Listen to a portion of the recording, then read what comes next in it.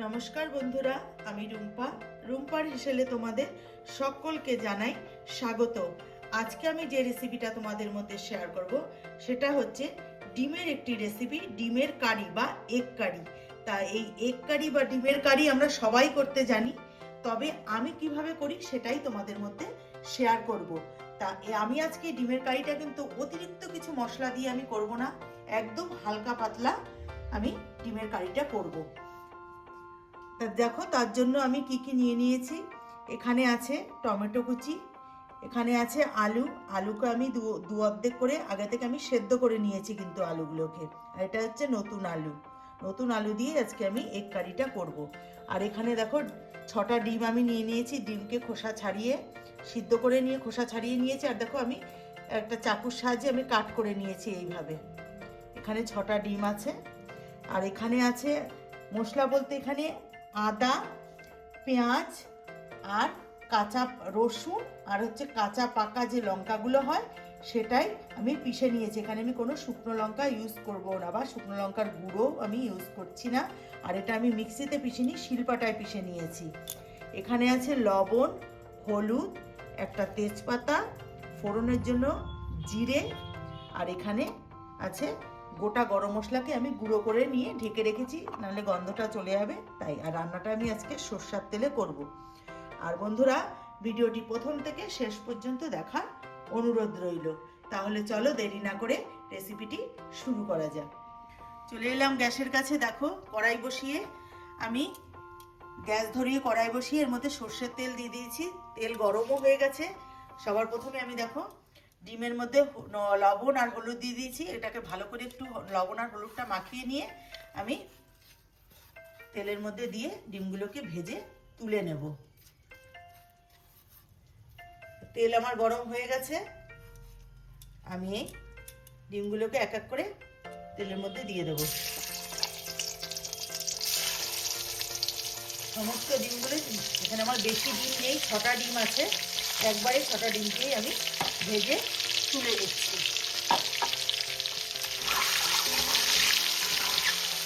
দেখো ডিমগুলোকে আমি লাল লাল করে ভেজে তুলে নিয়েছি।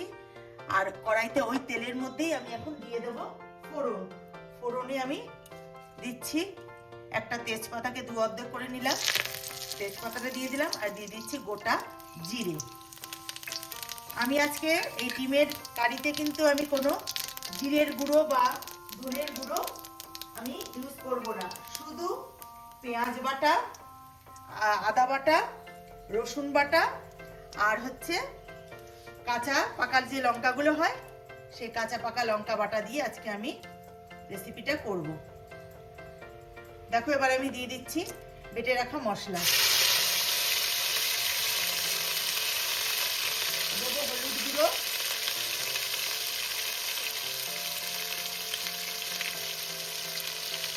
আর দেবো লবণ।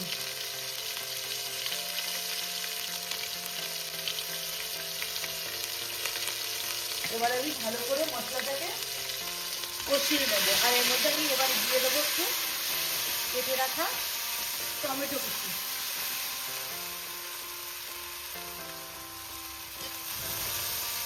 এবার আমি গ্যাসটাকে একদম একটু কমিয়ে দেবো, নাহলে মশলাটা পুড়ে যাবে। এবার আমি মশলাটাকে ভালো করে কষিয়ে নেব তেল ছেড়ে আসা অবধি। আমি আলু ভাজবো না, কেননা আলু আমি আগে থেকেই সিদ্ধ করে রেখেছি। সেদ্ধ আলু দিয়ে আজকে আমি এই ডিমের কারিটা করব। আর এই ডিম খেতে আমি ভীষণই পছন্দ করি। আমার মাছ মাংসের থেকেও আমার ডিমটা খেতে কিন্তু বন্ধুরা ভীষণই ভালো লাগে। আর এইভাবে পাতলা করে ডিমের কারি রান্না করলে তো খেতে ভীষণই মজার হয় গরম গরম ভাতের সঙ্গে। এটা লাঞ্চে অবশ্যই খেতে পারবে। তাহলে মশলাটা এবার আমি ভালো করে কষিয়ে নেবো তেল ছেড়ে আসা অবধি। দেখো মশলাটা প্রায় আমার কষানো হয়ে এসছে। এবার আমি সিদ্ধ করে রাখা আলুটা দিয়ে দিচ্ছি। আর দেখো বন্ধুরা, মশলার কালারটা এখনই কতটা লাল লাল হয়ে গেছে। আমি তেলের পরে একটু চিনি ফেলে দিয়েছি, তাতে করে দেখো মশলার কালারটা কত সুন্দর এসেছে। এবার আমি আর সিদ্ধ করে রাখা এই আলুর সাথে মশলাটাকে আবার একটু আমি কিছুক্ষণ কষিয়ে নিচ্ছি। দেখো বন্ধুরা, আলুর সাথে মশলাটা ভালো করে কষানো হয়ে গেছে, মশলা থেকে তেল ছেড়ে দিয়েছে আর কাঁচা গন্ধ একদম চলে গেছে। এবার আমি এর মধ্যে দেব জল, আর জলটা দেখো আমি আগে থেকে ফুটিয়ে রেখেছিলাম, সেই জলটাই আমি দিচ্ছি। যে কোনো রান্নায় ফুটিয়ে জল দিলে কিন্তু সেই রান্নার স্বাদটা কিন্তু দ্বিগুণ বেড়ে যায়। এই জন্য আমি জল সবসময় ফুটিয়ে নিয়ে আমি রান্নায় ব্যবহার করি।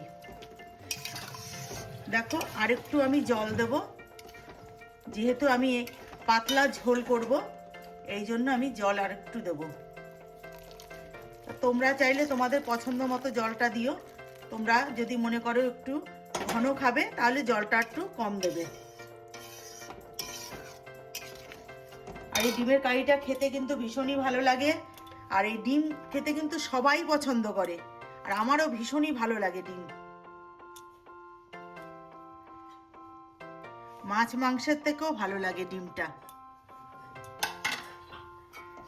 এবার আমি ঢাকনা দিয়ে ঢেকে মিনিট 10 ফুটিয়ে নেব।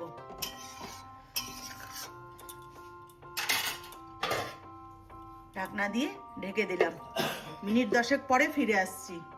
ঢাকনাটা উঠিয়ে নিচ্ছি, 10 মিনিট পরে ফিরে এলাম। এবার দেখো আমার কিন্তু ডিমের কারি হয়ে গেছে, এতটুকু গ্রেভি আমি রাখবো। এবার আমি এর মধ্যে দিয়ে দেব গরম মশলা, গোটা গরম মশলা গুঁড়ো করে রেখেছিলাম সেটা দিয়ে দিচ্ছি।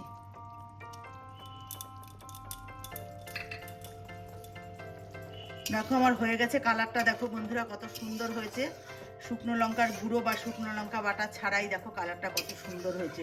সব সময় তেলের পরে একটু চিনি দিয়ে দেবে, তাহলে দেখবে কালার লাল কালারটা এসে যায়।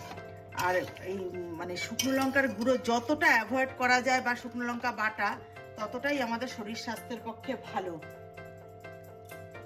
এবার আমি গ্যাসটা বন্ধ করে নামিয়ে নিয়ে তোমাদেরকে দেখাচ্ছি। দেখো আমার ডিমের কারি হয়ে গেছে, আমি নামিয়ে নিয়েছি। এবার একটা পাত্রে আমি উঠিয়ে নিচ্ছি। তো বন্ধুরা আমার এই রেসিপিটি তোমাদের যদি ভালো লেগে থাকে তাহলে লাইক শেয়ার কমেন্টস করো, আর আমার চ্যানেলে নতুন বন্ধু হয়ে থাকলে চ্যানেলটিকে সাবস্ক্রাইব করে নিও, লাইক করে দিও। আর যারা ফেসবুক থেকে দেখছো তারা ফেসবুকের পেজটিকে অবশ্যই ফলো করে নিও। তাহলে বন্ধুরা আজকের মতন ভিডিওটি আমি এখানেই শেষ করছি। ভালো থেকো, সুস্থ থেকো, নমস্কার।